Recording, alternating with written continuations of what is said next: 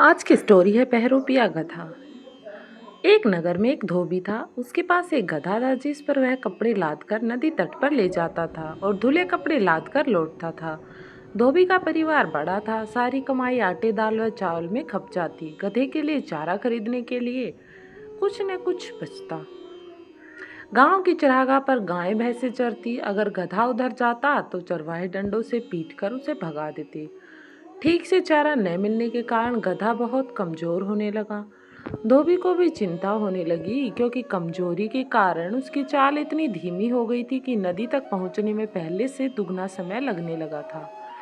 एक दिन नदी किनारे जब धोबी ने कपड़े सूखने के लिए बिछा रखे थे तो आंधी आई। कपड़े इधर उधर हवा में उड़ गए। आंधी थमने पर उसे दूर दूर तक जाकर कपड़े उठाकर लाने पड़े।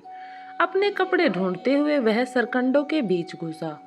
सरकंडों के बीच उसे मरा हुआ एक बाघ नजर आया।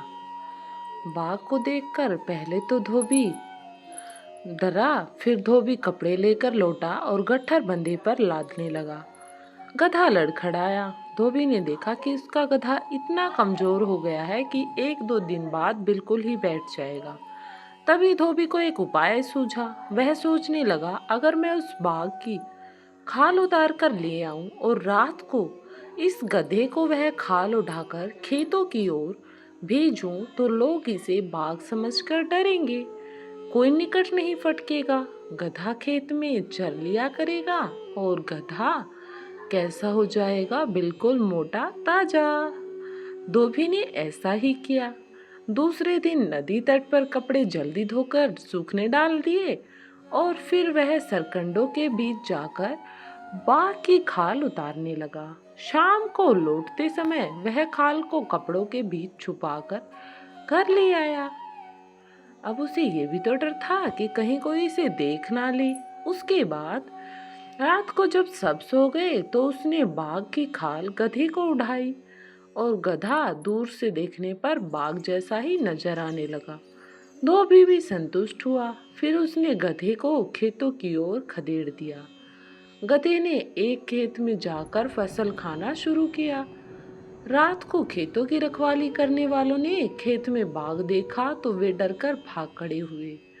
गधे ने भरपेट फसल खाई और रात अंधेरे में ही घर लौट आया। धोबी ने तुरंत खाल उतार कर छिपा ली और अब गधे के मजे आ गए। अब गधे के तो भाई मजे होने ही थे जब उसे रोज चारा मिल रहा था। हर रात धोबी उस खाल उठाकर छोड़ देता। गधा सीधे खेतों में पहुंच जाता और मनपसंद फसल खाने लगता। गधे को बाघ समझकर सब अपने घरों में दुबक कर बैठे रहते। फसलें चर चर कर गधा मोटा होने लगा। अब वह दुगना भार लेकर चलता। धोबी भी खुश हो गया कि सारा काम बड़े अच्छे से होने लगा। उसके पश्चात मोटा ताजा होने के साथ साथ गधे के दिल का भय भी मिटने लगा। उसका जन्मजात स्वभाव जोर मारने लगा। एक दिन भरपेट खाने के बाद गधे की तबीयत मस्त होने लगी। वह भी लगा लोट लगाने। खूब लोटा, खूब लोटा। वह गधा बाघ की खाल तो एक और गिर गई और वह अब खालिस गधा बनकर खड़ा हुआ और डोलता हुआ खेतों से बाहर निकला। गधे के लोट लगाने के समय पौधों के रौंदे जाने और चटकने की आवाज फैली। एक रखवाला चुपचाप बाहर निकला। खेत में झांका तो उसे एक और गिरी बाघ की खाल नजर आई और दिखाई दिया गेट से बाहर आता हुआ एक गधा। वह चिल्लाया, अरे यह तो गधा है, गधा। उसके बाद उसकी आवाज औरों ने भी सुनी। सब डसे लोग लेकर दौड़े। गधे का कार्यक्रम खेत से बाहर आकर रेंगने का था।